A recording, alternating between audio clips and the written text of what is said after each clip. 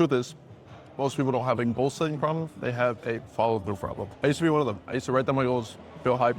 30 days later, I'm in the exact same spot that I was 30 days before. Now, I'm 22 years old, we're in a 7-figure business, and I'm trying to be in the best shape of my life. I feel the most dialed in ever. And it's not because of some crazy hack, it's just because I understood how to set my goals properly. When I first started, I used to write down very vague goals. Get in shape, make money, get rich. Those were effective goals because they had zero clarity, zero urgency. There wasn't a timeline behind them. It was just a word that I wrote down on a piece of paper. What would happen is that I would quickly revert back to my old habits and nothing would change. And what I was doing was reinforcing that bad habit of writing down goals, feeling that dopamine, and then absolutely doing nothing. So it became this constant cycle over and over again. And it wasn't until I changed these few simple things that led me to achieving my goals and reinforcing the winner's effect. Now, the winner's effect is essentially where when you start to get little wins, those compound and compound, and so you start to reinforce your own self-belief and your confidence that you can continue to do the right thing and continue to succeed and continue to hit your goals. And because you're already confident in it, you actually achieve those goals a lot quicker. There's a lot less friction and time between writing your goals down and actually getting them done. Now, what I'm going to break down is my 3-step system that if you implement these 3 things, you're going to start to see progress as quick as tomorrow. So it's breaking up into 3 parts: clarity, reverse engineering, and accountability.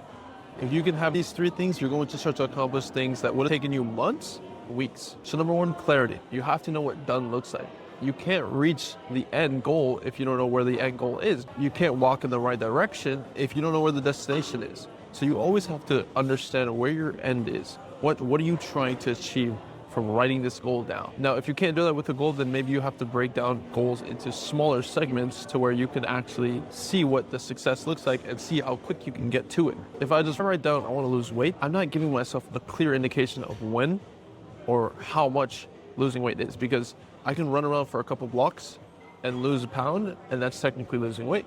But if I instead frame my goals as I want to lose 20 pounds by the end of July, then you're starting to have a clear indication of 20 pounds being the goal and July being the deadline. So I'm going to do everything in my power to get to that goal, especially if I see it every single day. And same thing with growing a business. If I just say I want to grow my business, then there's not really that much clarity with it. And that's one of the traps that I fell into. I was just worried about growing the business over and over again, but I never really wrote down a single goal. And my first goal was 7 figures a month. And so when I first hit that 7-figure a month goal, it was because I remember talking to my business partner in the beginning of that month and saying, we're going to do $1 million this month. And we sat down and we did it and we added a timeline. We said by the end of this month, 7 figures. And guess what happened? On the last day, we had $930,000 in cash collected on the last day. And we had 2 hours left before the month was over. And because it was something so important to me and something that I wrote down and I really wanted to accomplish, what did I do? I launched a mini offer right then and there and collected an extra $60,000 in cash in 2 hours. That pushed us over the edge. We got to $1 million a month and we completed our goal. It took everything in me to achieve those goals because my deadline was at the end of the month. Because if not, I would have just said, I want to grow my business, and I would have been happy at $930,000. That would have been our biggest month yet. We would have surpassed every single goal. Everybody was happy. And actually my whole entire team was done for the day. They said, we did a new month and we did everything that we could. But I had this goal that was so important to me and I wrote it down that I needed for it to be done. Now, the next point is reverse engineering your inputs.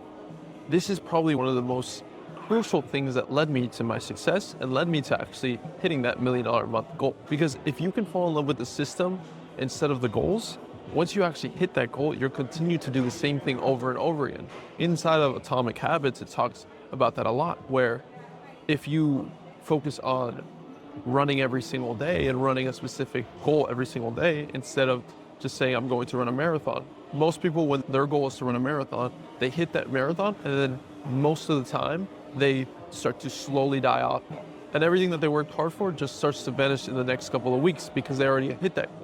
But a system-based goal, like running every single day, or making your room every single day, or making 5 sales calls every single day, is something that can always be attainable and also add on to the overarching goal, which is making $1 million. So what this does for me is it allows me to break down what exactly success looks like and how we can get there and how we're in control of success. So going back to this example of March being our $1 million month, I started to map out with my partner once we decided that this was going to be the month. Started to map out, okay, what do we actually have to do to get to that point? So in terms of sales, we had to make close to 50 sales. If our average was around $20,000 per ticket, then 50 sales is going to get us there. But on top of all that, we also had to understand what is it that drives sales. So it's sales calls. How many sales calls do we have to book in, and how many of those sales calls are actually going to show up? And the way we can get that data is just by looking back at our previous numbers from the previous months and using that as a good metric. Because once you have a lot of data, you can start to look into the future and assess based off of that. So for example, if we had a 70% show rate and we booked in 100 calls, we know that only 70 of those calls are going to show up. And let's say our close rate for 70 calls is around 50%, just to make numbers easy. Then 35 calls out of those 70 calls are going to close. So mind you, we booked in 100 calls, 70 of them showed up, and 50% of 70 is 35. So only 35 people closed, which is pretty good. Now, if our average order value is around $10,000 to $20,000, let's just say $15,000 to be safe, and we close 35 people, that is $525,000. So we're not there yet. So I just had to understand how many calls did we have to book. Once I understood, okay, we have to book X amount of calls, then what actually books the calls? Well, there's different forms of traffic, and I break down in a lot of my videos, but you have your paid traffic and you have your organic traffic. And usually your organic traffic is going to be much more profitable and a much easier sell than a paid traffic or cold lead that comes in and doesn't really know that much about your business or what you guys are about. So we looked at, okay, if we on average post 4 to 5 YouTube videos a month, and we make somewhere between $600,000 to $800,000 a month, then how can we bump that up to $1 million? So it's posting more videos and posting more ads and optimizing our ads, maybe spending more on those ads as well. And that's exactly what we did. We launched new ads and we started to double down on content. We went from posting anywhere from 4 to 5 videos a day to 10 videos a day at one point. And that allowed us to push our name out way more, just throw more shots at going viral, throw more shots at reaching more people. And I think that was one of our biggest months where we had one of the biggest impressions. I think we had over 11 million impressions on our Instagram page. So that was that. But most importantly, you have to understand that reverse engineering your goals is going to make it super, super clear. So instead of me having to worry about booking more calls, which is something that is in my control, but at the end of the day, somebody has to come in and book that call, I can focus on what can I do? What can I feed our business that comes from me directly? And that was scripting more ads, filming more ads, posting more ads, and posting more organic content.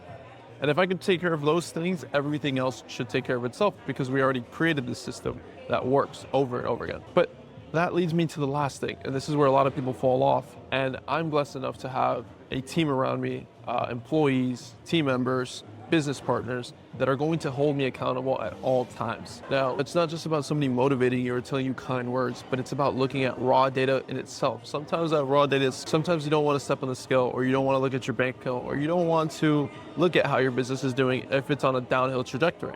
But having that accountability, having those clear numbers, and just assessing that number and saying, this is the result of all my efforts. And if I work harder, then that number should go up because that's how life works. Having that clear accountability, having a no BS filter where everything is clear. And if you work hard, you get success. And if you don't work hard, well, try again because you failed. And because those numbers are so clear to you and you have somebody around you that can hold you accountable, those goals, you get pressure added to yourself. Goals don't become goals unless something is on the line. Whether it's business related and you want to hit a new number, or it's simply you just want to lose weight. Now, just a quick insight, I'm going to tell you guys how I'm using this in my day-to-day life right now. It's currently June 26th, if it will focus. It's not going to focus, but it's June 26th. Some of the things that I'm working on now is 30 YouTube videos in 30 days. So if you guys have been watching the channel, you guys can see that there's been a consistent YouTube video coming out every single day. We are on day 4 right now. It's gone by really, really quickly. But yeah, we're moving along, getting these videos pumped out. Obviously, thanks to Adam as well. He's a beast. He's our videographer. But yeah, we're getting this completed. Whether I need a whole team around me or whether it's just myself, it's going to get completed. Now, the next goal is to get back to $1 million a month.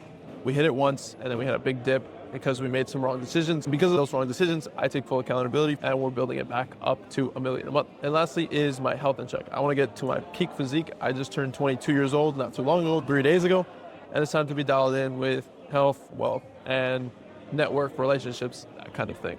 So you don't have to reinvent the wheel here. Just pick one goal, apply these 3 steps, be honest and consistent with yourself, and hold yourself accountable. You'll see that with this, you should crush your goals. Because if you don't, you probably weren't getting super clear with your goal, you weren't reverse engine finding the exact steps that you need to take care of, and you weren't holding yourself accountable to actually achieving those steps. So this is a clear example of how I'm holding myself accountable, posting these videos, telling you about how I'm posting these videos, and actually doing the work to do it. Filming every single day. I'm currently in a cafe. There's tons of people around me. There's people staring at me, but it needs to be done. So I'm knocking this out really quickly, getting back, and that's it for today. So if you like this video, watch the other videos. Tell me which one you like. Tell me what else I should post about. And yeah, I'll see you on the next one.